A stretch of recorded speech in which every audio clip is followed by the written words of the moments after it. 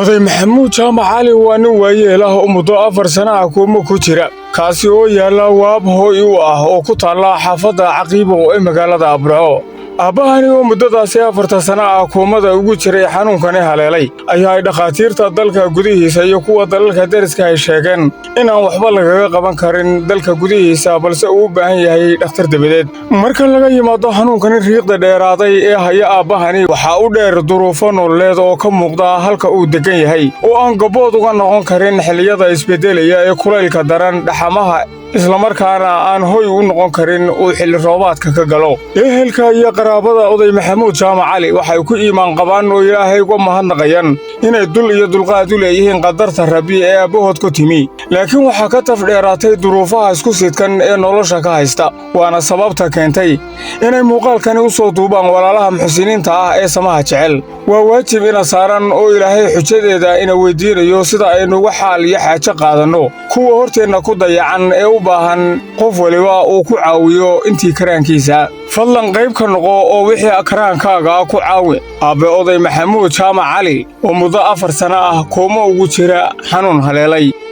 تجربتنا وسكت ألنا وينور شيء رسولك واشيء عليه الصلاة والسلام تجربة واقع إنه قارننا وسكتي إن أنقفك واحد بحياء أو حكيران رسولك عليه الصلاة والسلام كذا ماني إن أنقف هنتبعي ومال بعي عن الصدق مال كيس النقصان marka بارك الله فيكم dadka ilaahay hantida haysta wixii aynu hormarsanayno kuleenahay waxa aynu hormarsano waxa inaga dambeeya alla og cida u haraysa iyo sida uu isticmaali doonaan inaynu wax ka baxsano ayaa aad u muhiim ah oo khayrka sadaqadu ay leedahay aynu doono oo raadino jeebka hal furo oo naxariis hal baaro ilaahay naxariistiisana lagu raadiyo dadka iyagu laftoodu aan wax badan haysan nabiga waxa la weydiiyay kaleey salaatu wasalaam sadaqada maxaa ugu fadli badan wuxuu juhudul muqilli qofku wax yar haysta dadaalka uu wax yar ka dadaalo qofku wax yar haysta wax badan ba haysan wax yar waxa uu ka dadaalo ayaa maxay haytooy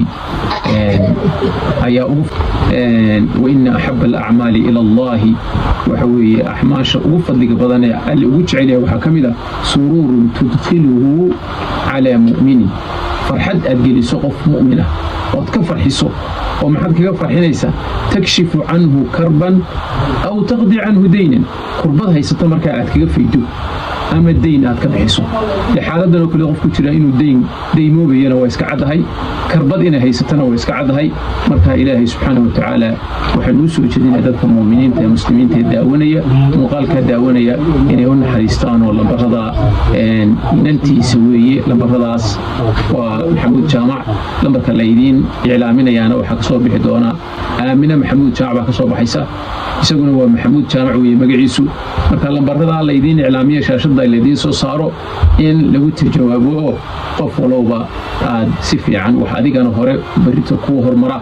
isagana wuxuu tara ina ugu sadaqadaysataan ana walaashan walaalkeen maxamuud jaamac ka farsan ayuu ku jira waxa weeye xaaladiisa waa daragsan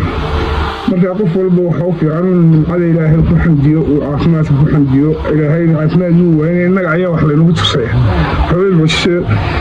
walba qof Ilaahay uu waayay ma jirto caafimaad iyo hanti midna Ilaahay ma waayay kare laakiin ummadda la isku eegaya marka ummadda muslimiinta dhamaantood waxaan ku codsanaynaa qofka walaalkeena maanta tabcaanka 4 sano kuumada ku jiray qof waliba wuxuu awoodi karo inuu u soo dadaalo xaaladiisa waa daragtaa way idin muuqataa meesha uu joogaa ma aha meel waa u abyar oo loo barbaray ma aha meel dhaxan ka celinaysa ma aha meel roob ka celinaysa ma aha meel bacad ka celinaysa dadkii hayeeno way la tabaacsan way la cadleeyeen marka dad umad isku wada cadiran baa meesha joogta marka muslimiinta waxaan codsanaynaa meel kasta joogan wax kasta helaya Ilaahay inuu sadaqadooda ugu barakeeyo xoolooda ugu barakeeyo caafimaadkana Ilaahay u siyaadiyo marka waa inay walaalkooda soo caawiyaan nambarada loo shaashada ugu qoranayo soo caawiya assalaamu calaykum waraxmatullaahi wabarakaatuh waxaan ka warbixinaynaa ninkaas halkaa yaalla ummadda islaamka waxaan u soo gudbinaynaa fariintiisa وأنا أفر سنة كوما كشرة وهالكا يلا توبة السنة كي جرتو loo waayay wax lagu geeyo dhakhtar dibaded buu leeyahay baa la yiri dhakhaatiirtii loo geeyay way sheegeen inuu damo leeyahay halka uu yaalana waa la arkaa dhaxanta roobka dabaysha intaba dayac buu yaalaa waxa kale oo u dheer wixii sanka lagaga shubayay afka waxa kama cuno waxa dadku wax cunayo afka wax kagama cuno ma hadlayo miyir ma qabo wanika koomada ku jira caafimaadka ilaahay ina siiyay ee bilaadanka uu siiyay isagu midna kama hayo afka kama hadlo wax kama cuno wax kama qaato nin maaha cod dhiibanaya fariinta aan islaamka ilaahay u gudbinayno waxaan doonaynaa in islaamku uu qaato talaabo wanaagsan ka qaato oo ay si wanaagsan uga soo warbixiyaan jawaab wanaagsan soo siiyaan wuxuu u baahan yahay meel uu galo oo roobka iyo dabaylaha iyo dhaxanta lagaga hayo wuxuu u baahan yahay wax la siiyo layrkii baa imika ciriiri ku jira oksijiinta ku xidhan baa laga goosanayaa oo layrkiisa baa ciriiri ku jira xafaayadii baa ciriiri gashay loo xidhayay wixii sanka lagaga shubayay baa ciriiri galay nin duuyaha le maaha waana nin 4 sano kooma ku jira in ka badan oo horena bukay wixii ay helayeen iyo wixii ay haabanayeenba waxay ka raaceen bukaankiisii islaamka meelu joogo gudo iyo dibad waxaan u gudbinaynaa inay walaalkan caawiyaan ninka halka yaala maxamuud jaamac baa la yiraahdaa lambarada shaashada la saari doono waxa ku qoran Aamina Maxamuud waxaanu ka codsanaynaa islaamka ilaahay meelu joogaba inay soo caawiyaan saasaan ka codsanaynaa culimada kan nooga dambeeyna soo billaah tawfiiq السلام عليكم ورحمة الله وبركاته سلام كبعدي أبهاي دوا كالكا شيكا واركان